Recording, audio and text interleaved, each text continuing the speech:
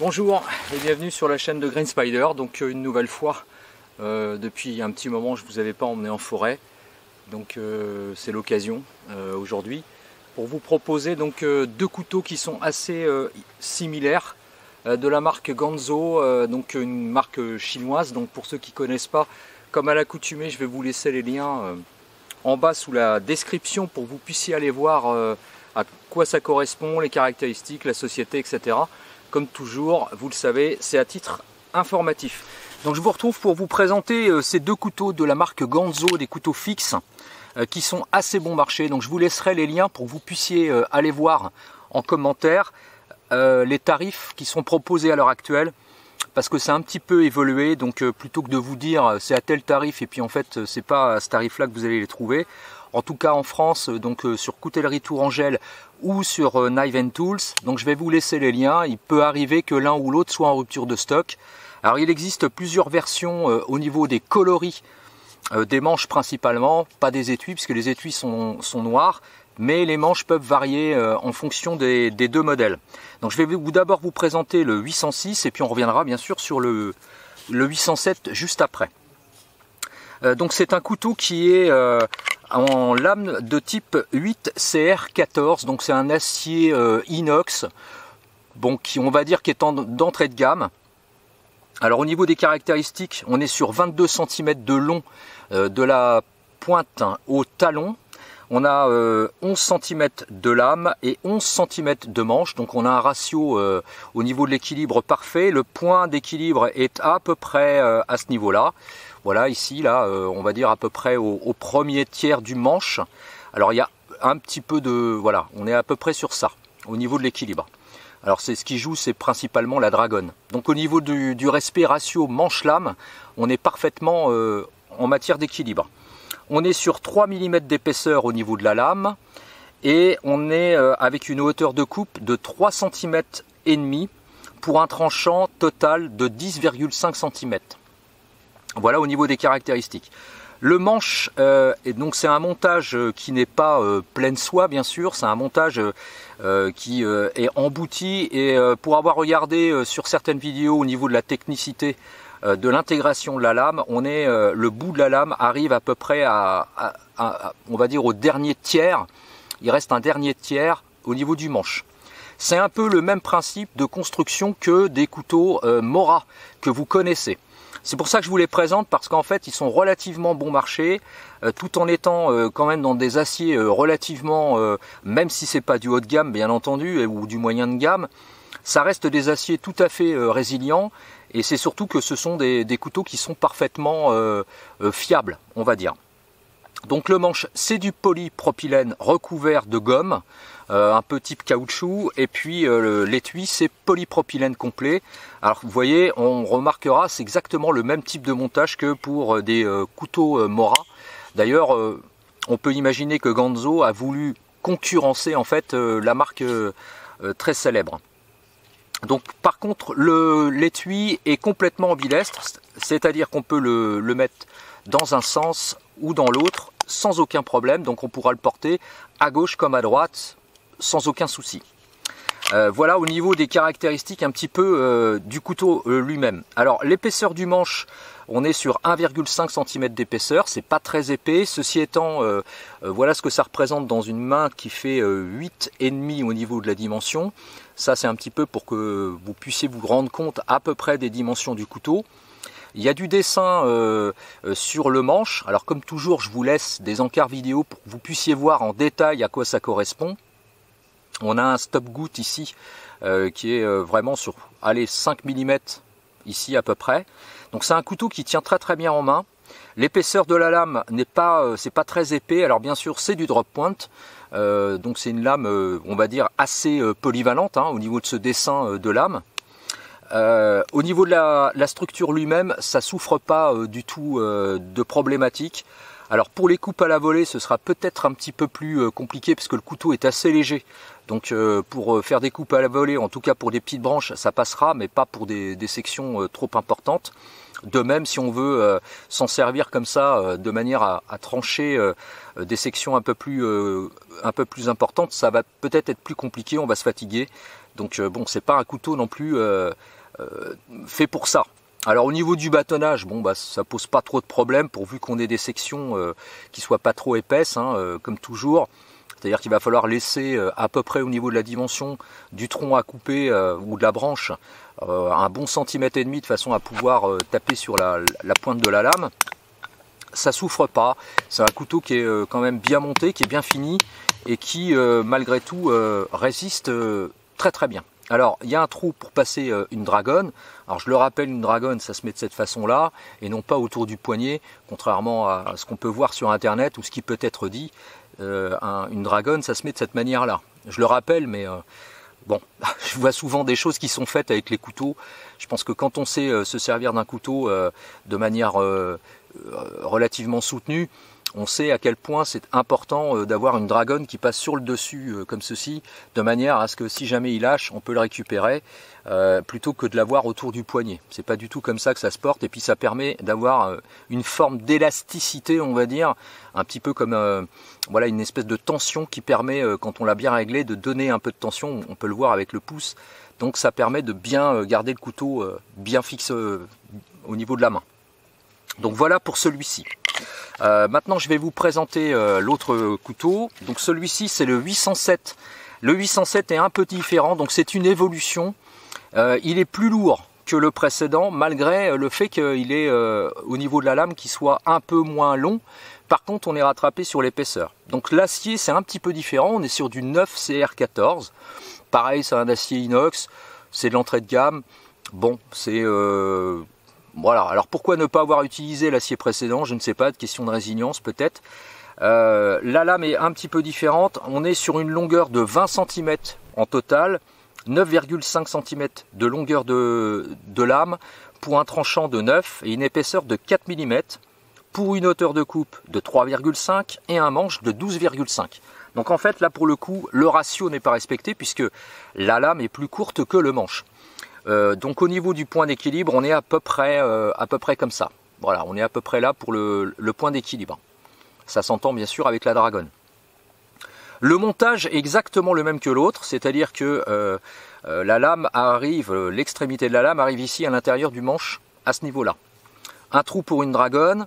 Le dessin est différent. Le montage, enfin l'élément qui constitue l'ensemble, c'est la même chose. C'est du polypropylène recouvert d'une espèce de surface caoutchouteuse. Il y a un dessin par contre pour le pouce qui est un peu plus prononcé, l'index pardon, qui est un peu plus prononcé que sur l'autre. Et du coup, la lame est un peu plus courte. Alors, ce qui diffère singulièrement par rapport à l'autre, on va dire, c'est bien sûr le dessin, mais également sur le dessus. Ils ont fait en fait un faux contre-tranchant, c'est pareil, c'est du drop point, mais il y a une espèce de contre-tranchant qui ramène un petit peu plus, on va dire, d'esthétisme à la lame que sur le 806. L'épaisseur donc est quand même assez singulière, pareil, je vais vous laisser des encarts pour que vous puissiez voir. Voilà ce que ça reprend au niveau des dimensions, à peu près, hein. Voilà, on est sur ça, pour être très précis, au niveau des dimensions de la lame, alors qu'au niveau du manche, on est sur la même dimension. Par contre, l'épaisseur du manche est plus épaisse, on est sur presque 2 cm d'épaisseur de manche, contre l'autre qui est un peu plus fin. Donc en main, on l'a mieux quand même. Donc voilà, ça représente ça, toujours 8,5, 8,5 au niveau de la dimension de la main.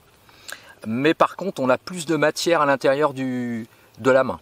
Donc j'imagine que pour ceux qui auront des mains un peu plus costauds, ce sera peut-être plus agréable que celui-ci. Alors pourquoi avoir fait une modélisation, on va dire, complète, différente, alors que c'est une évolution de celui-ci? Je ne sais pas, c'est peut-être une volonté de la part de Ganzo de faire ce genre de choses. Alors si je dois donner maintenant alors j'ai pas parlé de l'étui. Alors l'étui, lui, pareil, polypropylène. Par contre, il n'est pas ambidextre. Il ne peut être positionné que à droite. Donc si vous le mettez à gauche, la lame sera dans l'autre sens. Par ailleurs, il y a un peu plus de jeu, alors que dans l'autre, il n'y en a pas. Ou très très peu. Voilà. Il n'y a quasiment pas de jeu. Alors, on voit bien, le dessin n'est pas le même au niveau du manche. Là, il y a un espèce de retour qui permet de pousser en fait avec le pouce pour sortir le couteau. Alors quand on l'a à la ceinture, avec une seule main, bon, c'est faisable, mais que ce soit l'un ou l'autre, il y a une très très bonne rétention au niveau des étuis, hein, quand même. Franchement, il n'y a pas... voilà, ça risque pas de s'en aller, hein. Donc il va falloir plutôt utiliser les deux mains pour pouvoir retirer le couteau de son étui au niveau de la ceinture. Par ailleurs, au niveau de cet étui là, il est plus épais que l'autre, et à l'intérieur il y a deux espèces de guides de part et d'autre, vous allez le voir en vidéo, ce qui fait que quand on met la lame de manière un peu précipitée comme ça, ça peut se coincer. Voilà, donc c'est pas toujours, vous voyez, il y a des fois il faut vraiment jauger en fait, pour pouvoir l'intégrer, alors que l'autre côté ça se pose pas de problème. Avec ce couteau là, bon bah voilà, voilà, même si on sent qu'il peut y avoir un peu de résistance, mais il coule plus facilement. Maintenant, mon retour d'utilisateur est ce que je préfère de l'un ou l'autre. Alors plus le temps passe et plus je suis dans des utilisations de couteaux de ces dimensions là, c'est-à-dire entre 20 et 22 cm maximum, puisque dans nos contrées on n'a pas besoin de plus. Alors tout ça c'est une question subjective, c'est un avis subjectif, pardon, c'est-à-dire que c'est plutôt une question de rendu d'utilisateur, c'est moi qui donne mon avis, bien sûr, donc ce ne sera pas non plus consensuel. Mais j'ai une préférence pour ce type de modélisation de couteau. Pourquoi? Parce que c'est bon marché, ça coûte pas très cher, c'est fiable, j'ai pas grand chose à dire de négatif, hein, sur les lames, ni sur le manche d'ailleurs, ça tient très très bien dans le temps. Bon bah si c'est sale, c'est pas un problème, on le passe sous l'eau et puis voilà, ça va être nettoyé. Alors en sachant qu'il y a plusieurs versions au niveau du manche, au niveau des coloris, avec les inserts ici qui peuvent être de couleurs différentes, donc on peut le retrouver gris avec des inserts verts, on peut le retrouver jaune, enfin voilà, en fonction de ce qu'on voudra. Moi je les avais pris noirs parce que c'était une question de, j'avais une préférence pour ce type de coloris parce que c'est un peu plus passe-partout.